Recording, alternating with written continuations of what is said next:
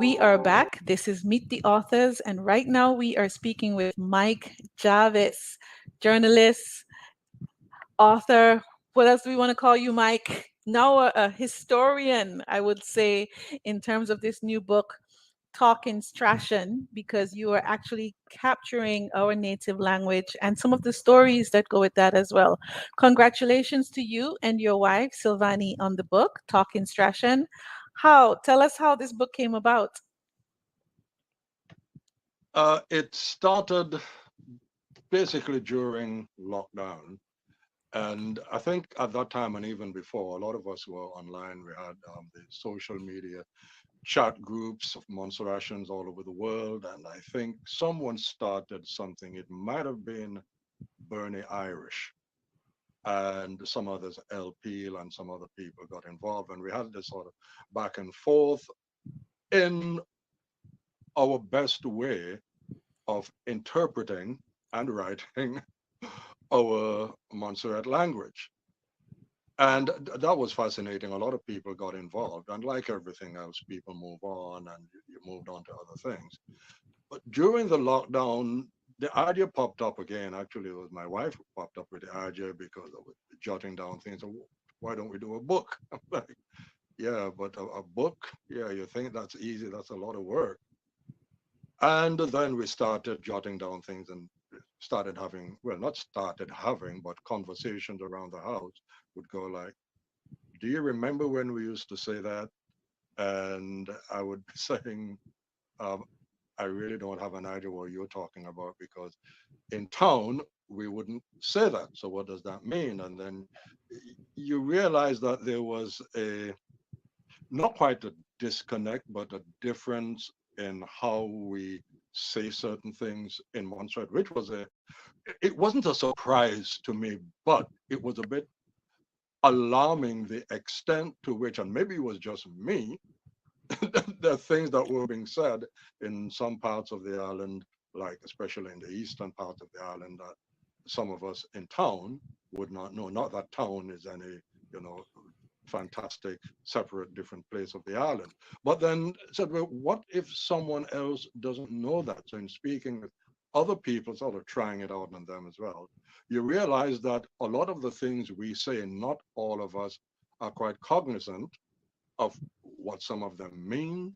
Some of them we're hearing for the first time. Some of them we have different interpretations. And it sort of spiraled from there. Oh, let me look into this. Let me look into that. Okay, And so before let's you start with realize it, yeah, I was down this rabbit hole. wow. So let's start with the differences in the villages. We're not talking hours and hours of distance or anything like that. Do you think that had to do with the fact that maybe some of those people in the villages came from other islands, or what do you attribute that difference to? I think there are a number of factors. Yes, you're correct. Part of it has to do with immigration and people coming into the island and bringing in their own culture, their own mores, their own ways of speaking. And in the book, we speak about adapting, adopting, reinterpreting, putting a Montserrat spin Mhm. on certain things. Now that's one aspect. And that's the bit of the rabbit hole I was talking about.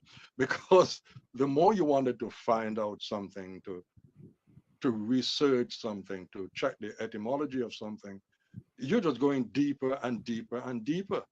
And it takes a lot of time. It does take a lot of time because then you need to verify. I can put what I think something means, but that's not necessarily what it actually means to someone else. But putting the immigration element aside, if you look at the topography of Montserrat, and then now this took me Mhm. down another Rabbit holes. tunnel of the rabbit hole, and that the villages we have in Montserrat were, well, they still are, but pre-volcano, very small, very compact. Mm. And yes, Montserrat is small and we move here and there through the villages and whatnot, but Harris's has a culture. Farms has a culture. St. John's has a culture. I can tell you that South St. Patrick's has a culture. And even though, I mean, the obvious interlinks, there are still a lot of things that are particularly said differently and a few things that are done differently. I can give you a quick example. When Please. I was at the Teachers Training College in Corkill, in Montserrat, we had people from all over the island, wannabe teachers from all over the island. And there's a very, very close friend of mine from the north, who's passed now. And Weston would say things, and I would not have a clue what he was talking about. And then, you started frequenting the north more, the east more. Then you started hearing these things, and that all of that is part of our vocabularies. Not that we are separate, but there are certain things that are quite distinct or quite peculiar to some areas, and it's all part of this wonderful Montserratian mosaic that we have. Okay.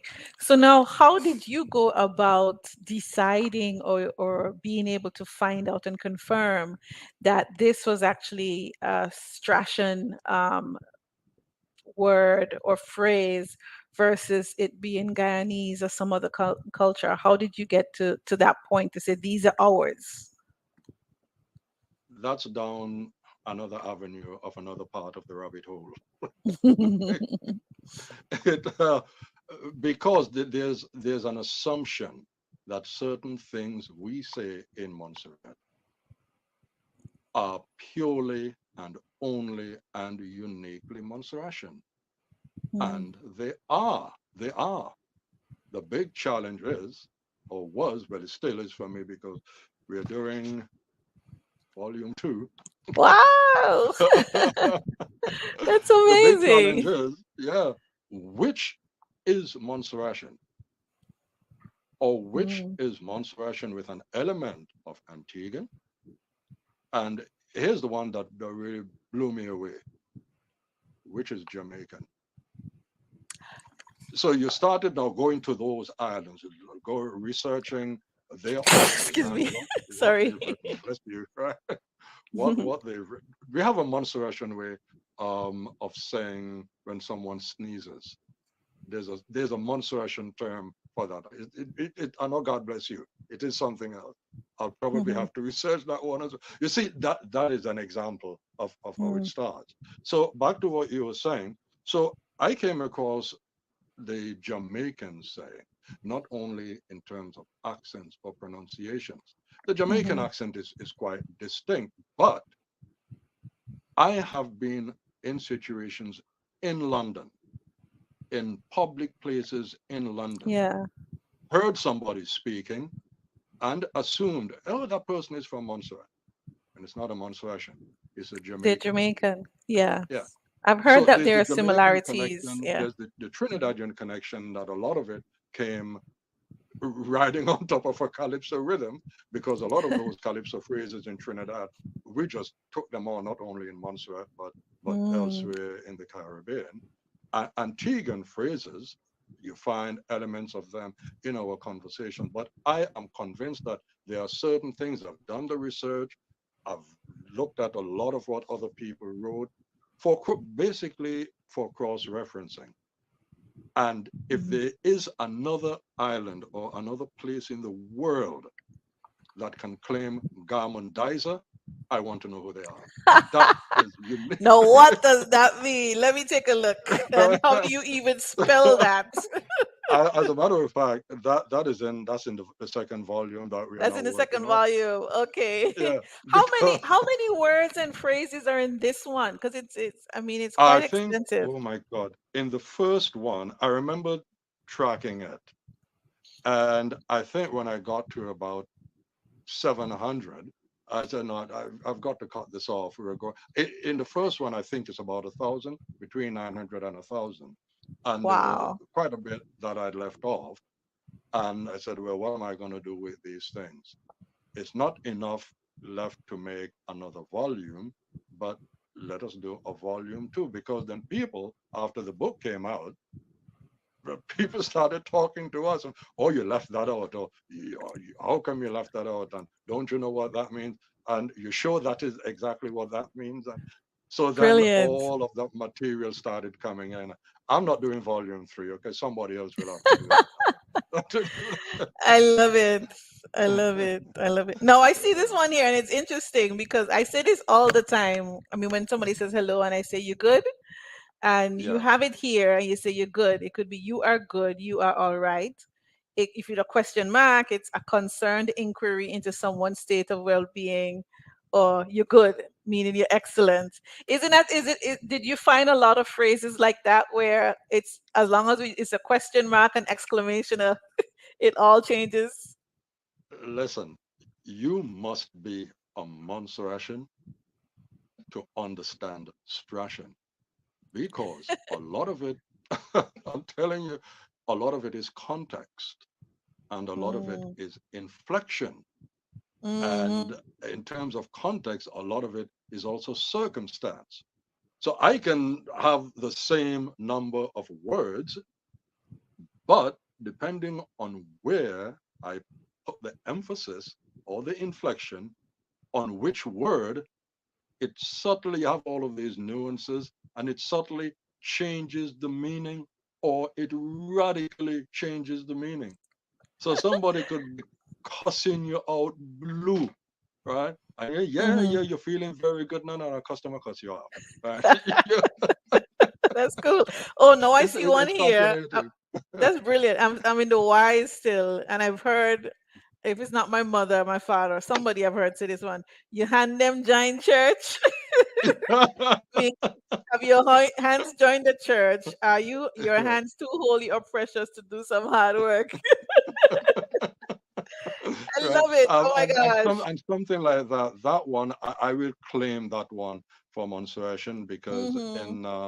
in the research, and by the way, let me add, the research not only took us across the Caribbean, it took us to Africa, Wow. okay, and particularly West Africa, regions in West Africa. People do not like the term tribe. So let's say communities in West Africa, particularly the Nigerian community, the Ghanaian community. And then within the Nigerian community and the Ghanaian community, there are community, community. So you have Twi, you have Igbo, you have the group that they have in Jamaica, the Akampong, and the elements of those retained languages and cultural elements that are still very, very present in our language. That is why I think I went at great pains to say, even though they tried to beat the language and beat the culture out of us, you can't cancel a people's culture. And yes, we were literally forced brutally to speak and understand English. And we made the argument in Montserrat, we do not naturally accept it that we're just not bilingual, we're multilingual. We are a multilingual society as much as Dominica is, as much as Curacao is, as much as St. Martin is, but not because we have the official language as English.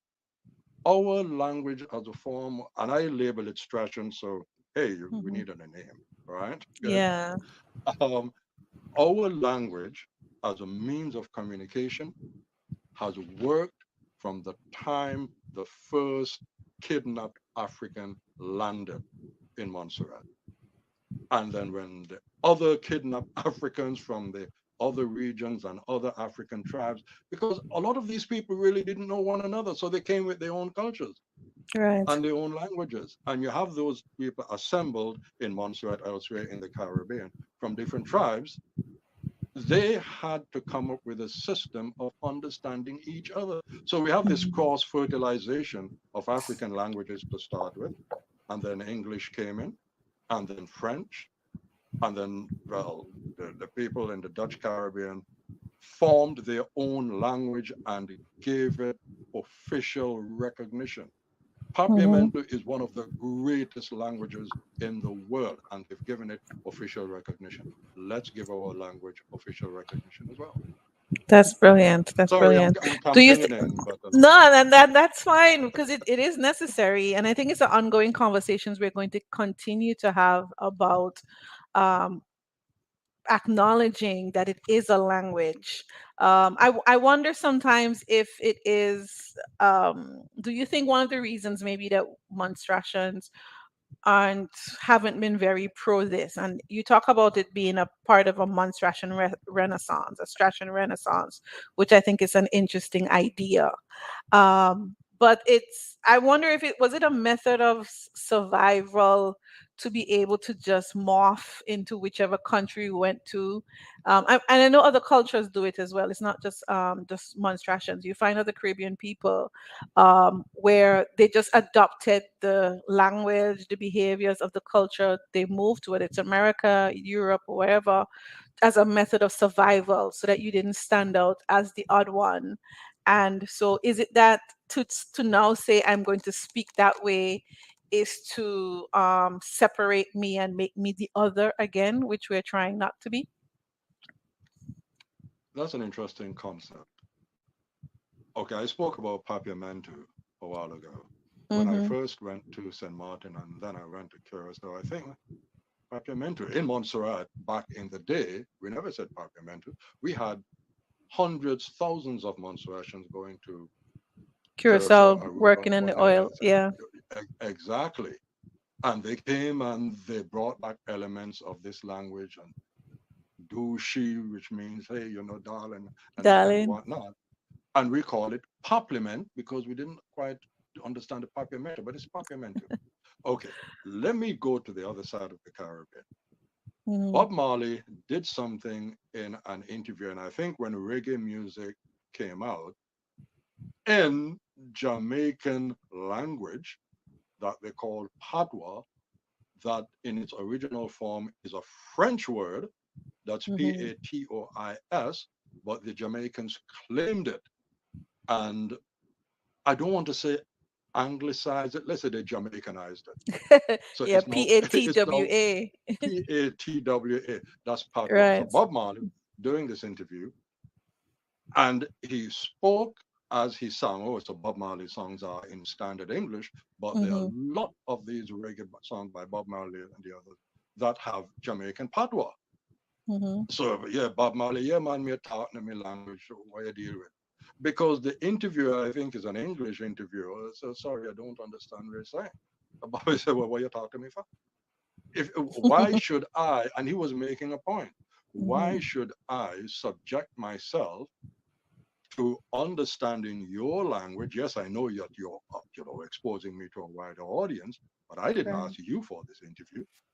So Right. why should I subject myself to your language when you requested the interview about my music that I've made with a lot of my language? Go and understand True. my language, and then we talk. True. Okay? And that gave legitimacy to it. The same way, a lot of the Trinidadian calypsos are in standard English with a few Trini phrases tossed in here and there. I think I'm yet to hear a Trinidad song with pure Trini. By the way, here's an interesting one for you. Montserrat English by Arrow, Mm-hmm. which I think is the sort of bedrock. When that song came out in the early 1970s, I think the original version might have been Mm-hmm. 71, 72. I think I just started working at Radio Montserrat. It wasn't called Montserrat English. No, what Okay. was it called? It was called This Are Our Culture. This Are Our Ah. Culture. That was the name of the song. And then, Mm. of course, they spruced it up and they took it down to Trinidad. But that song is done in half standard English, explaining Montserrat references. Now, somebody can do a whole dissertation on that song, True. starting off with, why are you explaining Montserrat language? Listen, I love the song and I love Arab, okay? But why are you explaining a song about Montserratian language that Mike Jarvis and Sylvania Jarvis have boldly labeled Stratian? Hey, if you and I like them, I like on side Mm-hmm. them. Okay? Mm-hmm. But why are you singing a song that we should celebrate our culture and our language and you're singing to us in English. You're giving us, as Montserratians, an English interpretation of our language that you're singing about, that you're telling us that very correctly, that you're telling us that we should be proud of. This is Right. Montserrat culture. We'll be proud Be of it proud forever. of Well, it this is our forever. culture, and we're proud of him forever. Well, I think it's Interesting.